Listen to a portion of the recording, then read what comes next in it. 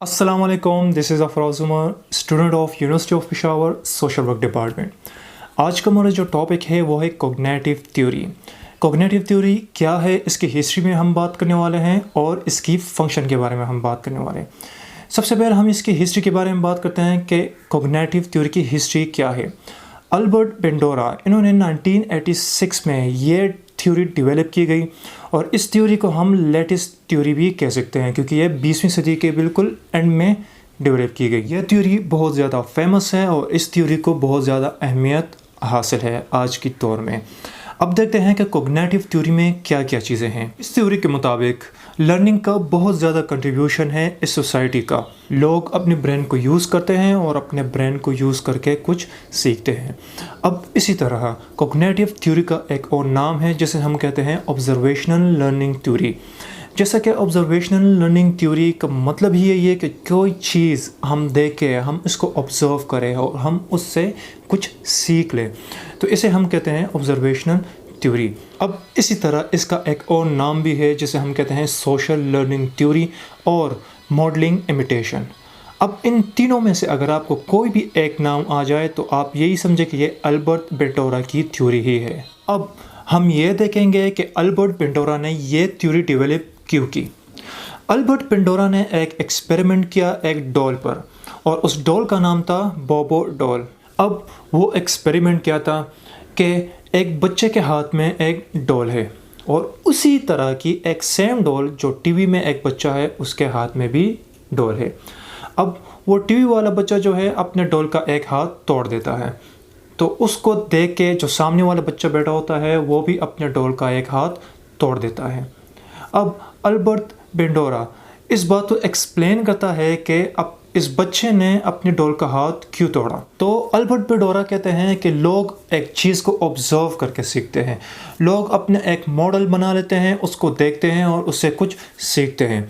अगर हम अपने डेली लाइफ में एक एग्जांपल लें कि फ़र्ज़ करें एक बंदा है जो अपनी लाइफ में बहुत ज़्यादा आगे जाना चाहता है, तो वो क्या करता है कि वो अपने एक ऑब्ज़र्व करता है किसी चीज़ को या कोई अपना एक मॉडल बना लेता है कि कहता है यार मैं एक शाहिद अफरीदी की तरह एक बेहतरीन क्रिकेटर बनूंगा। क्यों? क्योंकि उसने शाहिद अफरीदी को अपना एक मॉडल बनाया होता है और उसको इस वजह से मॉडल बना होता है कि वो बहुत अच्छी तरह से बैटिंग करता है, बहुत अच्छी तरह से बॉलिंग करता है और मैं भी बड़ा होकर इसी तरह ही बनूंगा। तो इसी तरह अल्बर्ट बेंडोरा की थ्योरी को हम मॉडलिंग थ्योरी भी कह सकते हैं।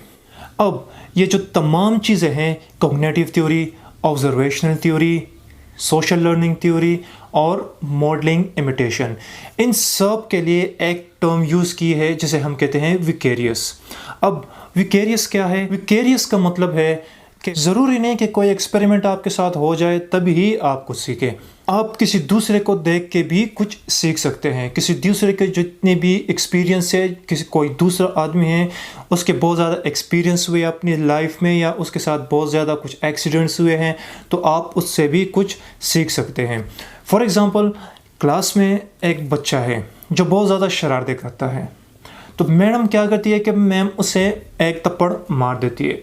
तो जिस तरह मैम उसको एक थप्पड़ मार देती है तो क्लास में जितने भी बच्चे हैं सब उसको देख लेते हैं, उसको ऑब्जर्व कर लेते हैं, तो सारे के सारे बच्चे उसी टाइम खामोश हो जाते हैं और कोई बच्चा भी फिर दूसरी शरारत नहीं करता। क्यों? क्योंकि उस बच्चे को सब लोगों ने ऑब्जर्व कर दिया, उसके साथ जो हुआ सारे लड़कों ने, सारे बच्चों ने उसको ऑब्जर्व किया, उसके साथ जो एक्सपीरियंस हुआ सब लोगों ने उसको ऑब्जर्व करके सारे बच्चों जो थे वो एकदम से खामोश हो गए। अगर हम इसी तरह एक दूसरी एग्जांपल ले लें कि क्लास में एक सबसे लाइक बच्चा है जो बहुत ज़्यादा मार्क्स लेता है, जो सबसे ज़्यादा पोजीशन होल्डर होता है, तो सब बच्चे क्या करते हैं कि उसको देख लेते हैं कि यार ये बच्चा तो बहुत ज़्यादा कोऑपरेटिव है, बहुत ज़्यादा मार्क्स लेता है। तो फिर टीचर क्या करते हैं कि उस बच्चे को शाबाशी देते हैं कि शाबाश आपने बहुत अच्छा काम किया, आपने फर्स्ट पोजीशन ली, और उसको मोटिवेट कर लेते हैं। तो जितने भी हमारे क्लास के जो बच्चे होते हैं वो सब उसको देख लेते हैं कि यार ये टीचर तो इसको बहुत ज़्यादा शाबाशी दे रहा है, उसको मतलब बहुत ज़्यादा मोटिवेट भी कर रहा है।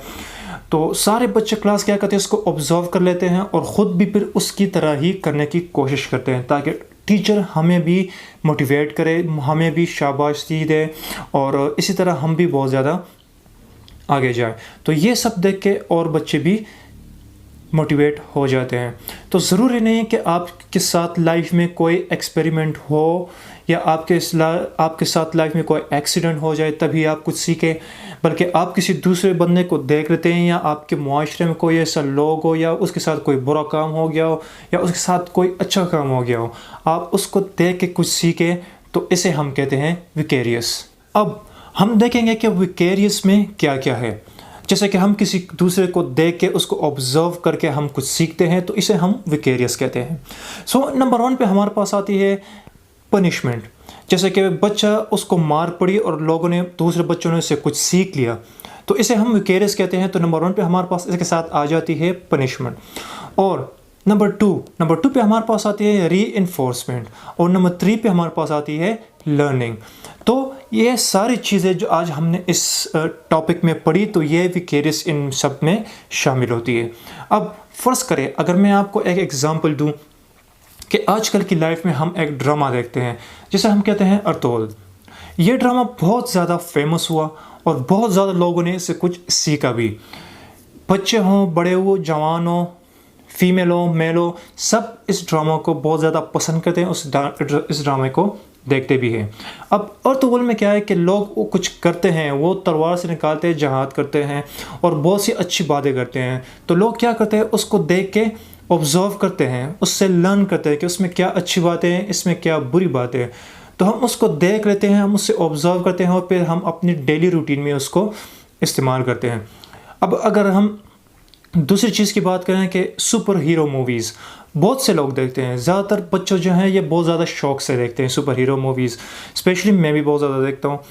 तो सुपर हीरो मूवीज़ में क्या होता है कि फ़र्ज़ करें एक स्पाइडरमैन है या सुपरमैन है, तो क्या कहते हैं, उसमें बहुत ज़्यादा ताकत होती है, उड़ भी सकता है और उसमें बहुत ज़्यादा ताकत होती है। तो इसको जो बच्चे देखते हैं उसको ऑब्जर्व करते हैं, तो अब फिर वो क्या करते हैं कि अपने डेली लाइफ में उसको यूज़ करने की कोशिश करते हैं, उससे कुछ सीख लेते हैं।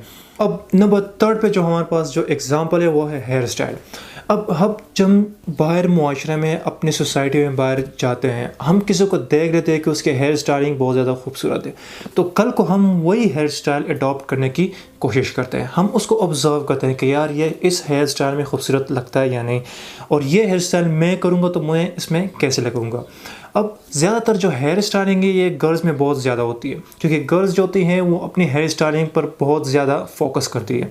अब गर्ल्स जब बाहर यूनिवर्सिटी में होती हैं या कहीं और भी होती हैं, तो बहुत सारे जो लड़कियां होती हैं इनके हेयर स्टाइल जो होती है एक दूसरे से बहुत ज़्यादा डिफरेंट होती है। तो जब कोई देख लेती है कि यार इसकी जो हेयर स्टाइल है ये मुझसे ज़्यादा खूबसूरत नज़र आ रही है, तो कल को वो भी उसी तरह अडॉप्ट करने की कोशिश करती है। क्योंकि उसने उसको ऑब्जर्व किया है, उसको देखा है, उसको पसंद किया है, तो कल को वही लर्न कर लेती है और ख़ुद पे एक्सपेरिमेंट या ख़ुद पे ज़ाहिर करने की कोशिश करती है।